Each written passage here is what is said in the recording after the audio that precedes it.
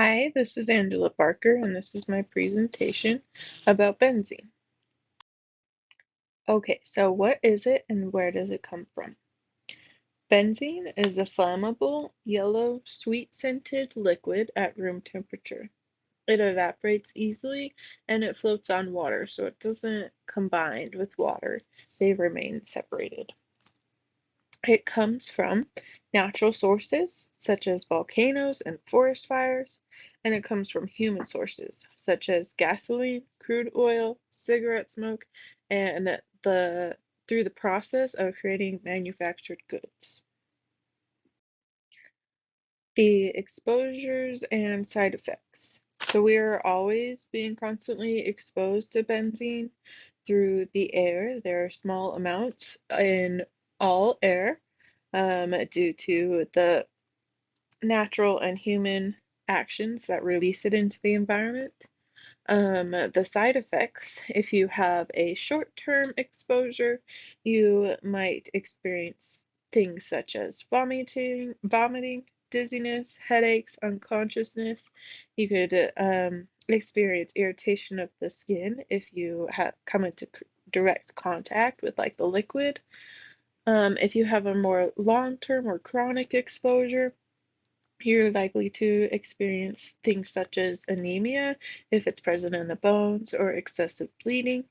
Your immune system might not be as effective. You might have irregular menstrual cycles, and this could result in birth defects. You could also have leukemia, which is the most common form of cancer connected to benzene. This is all can be possible because when it enters your cell, it causes them to malfunction with their most basic functions. So how can we prevent this exposure? In one way you can prevent it is by moving away from high benzene areas, such as living by a factory could be considered high benzene area if that factory releases a lot of benzene into the air. If you come into direct contact, you can wash yourself thoroughly to remove it from your skin, as well as get rid of any clothes that have it on it. If you ingest a large amount of it, you are encourage to vomit so that you can get it out of your system. If you reach to the point that you are poisoned by it, there is currently no specific antidote, but you're supposed to go to the hospital so you can be watched by a medic, and they will likely give you fluids to help flush it out of your body. Now I'm going to focus on a couple of common exposures like cigarette smoke and gasoline.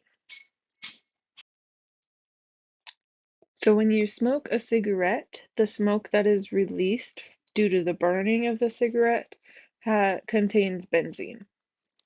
This means that it can be ingested passively as well as actively, meaning that the person smoking, as well as anyone in the surrounding area, gets exposed to the benzene through inhalation of the smoke.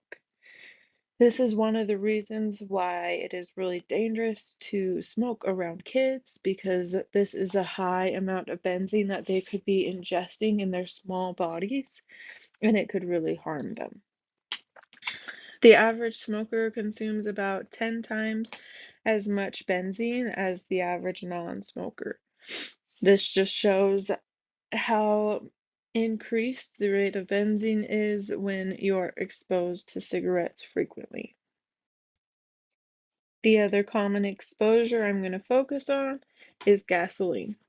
Gasoline contains 0.63% or less benzene in the fluid.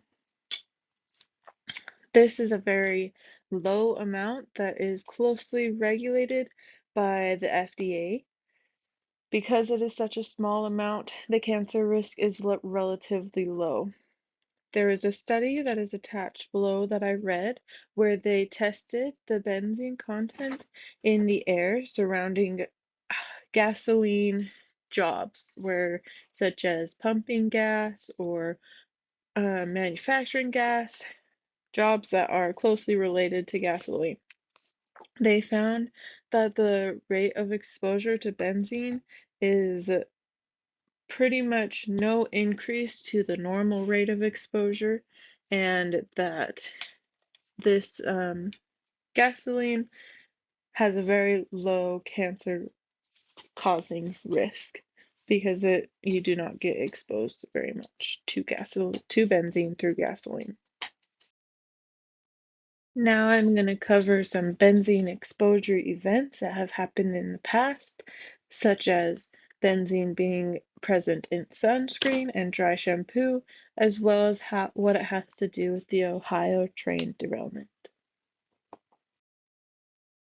So first, dry shampoo. Dry shampoo is a substance you spray in your hair to get rid of oils on your scalp.